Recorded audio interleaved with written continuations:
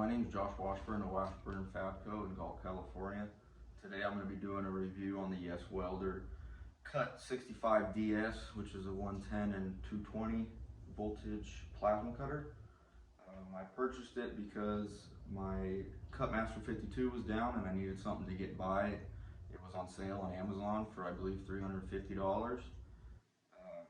And it had prime delivery and I needed to get the job done, so I took a chance and got it to see if it could handle the workload. I'm going to start by saying the color of this machine looks good. The case just looks clean, and it looks clean altogether. The only thing I don't like is that these wires for the leads aren't that clean, in my opinion, but it's not that big of a deal. Hooking up your leads on this machine is pretty self-explanatory. You can't plug it in wrong. As far as power goes, this is what it comes with to run 220. I'm not entirely sure if that actually runs 220, considering this is a 110 plug and this is just an adapter. So if there's an electrician watching this or somebody that knows more about electricity than me, please tell me if this is actually a true 220. I know it makes it a 30 amp instead of 15, but I don't know if it's getting the true power output that it claims to be getting. This machine has a voltage readout that shows I'm at 252 volts of inputted current. It has a 2T and 4T trigger option. I prefer 2T, it's just a little simpler in my opinion. It also has an option to run air through your lead. My air compressor's not hooked up right now, so there obviously is no air running through it.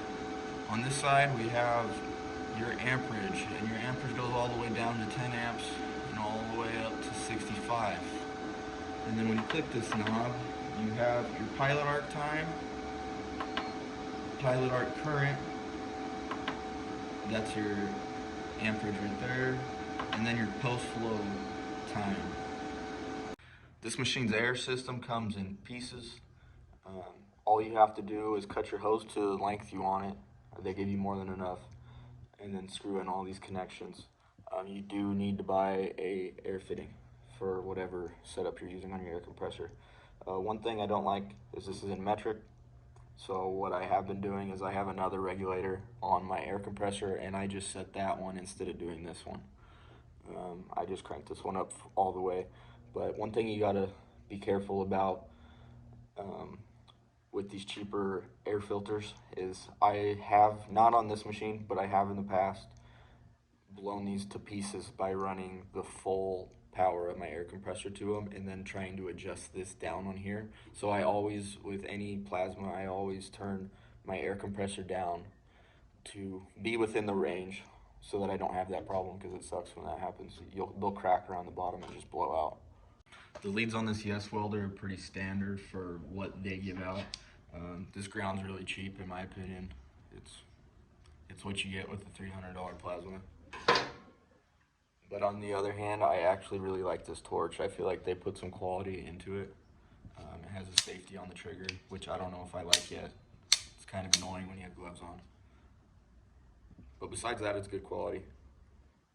Compared to some of their other machines I've used, I didn't like their whips that they had on there. I'm going to do a cut quality test on some scrap.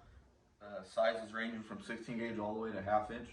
I just want to say I'm not paid or sponsored by Welder, so you're going to get honest opinions out of this. I have been using this for a while, so I kind of know where I like the settings.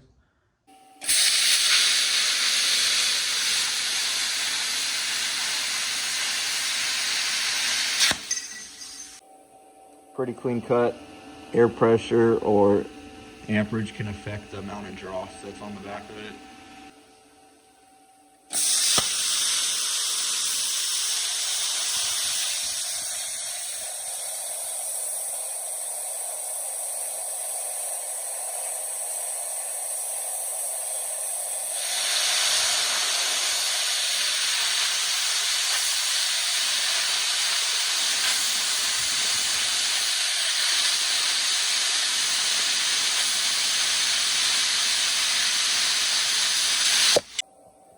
Another clean enough cut for me to be happy with.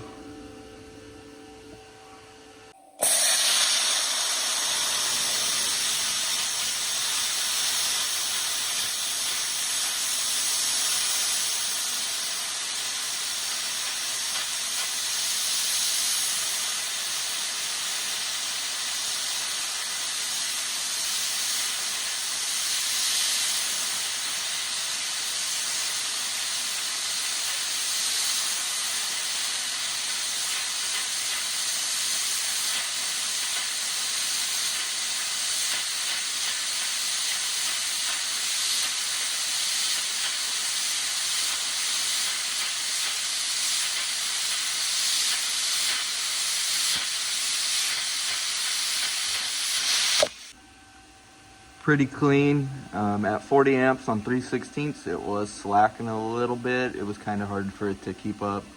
On 1/4 inch, I'm going to step it up to 50 amps.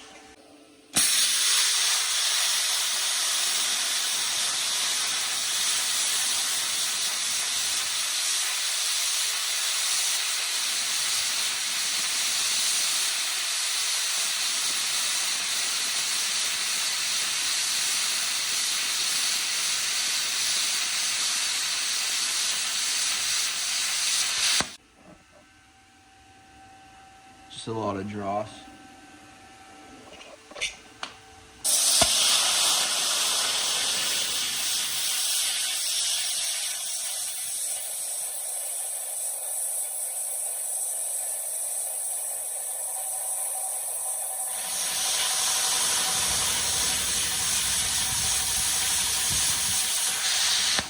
Three-eighths came out pretty good.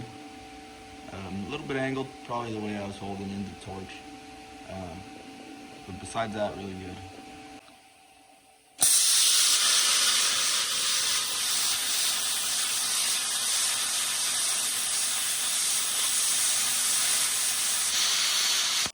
Again, we got another quick and clean cut. A little bit angled, like I said before, could be just the way I'm holding the torch. In conclusion, I bought this machine with low expectations at its price point. Didn't expect to get too much out of a $350 machine, but I think it proved me wrong. On my first cut, I was pretty happy with it. I've only been running this machine about a week. Haven't been using it too much. I have a plasma table, Crossfire XR that I use to cut out most of my parts. I only use this if I need to cut something off of the existing thing, like things off trailers and so on. Besides that, it's a good machine for hobbyists, entry-level metal workers. I don't think you could go wrong with it, but I'm going to be doing a review maybe 3 months and 6 months and a year into it if I continue to use this as my main plasma, to kind of document the longevity to see if it's worth it down the line and how reliable they are. As somebody that uses it, I'll be using it at least a couple times a week to make sure it's worth it for everybody. If you want to see more welding and fabrication tool and equipment reviews, drop me a follow. This is my first review, and if you guys are interested in me doing more, I'll do some more. If you have any questions about welding and fabrication in general, feel free to message me, or any other questions about this Welder. Just send me a message on Instagram or Facebook at Washburnfabco or washburnfabco.com. If you stayed till the end, thanks for watching. Hopefully we'll see some more reviews coming soon.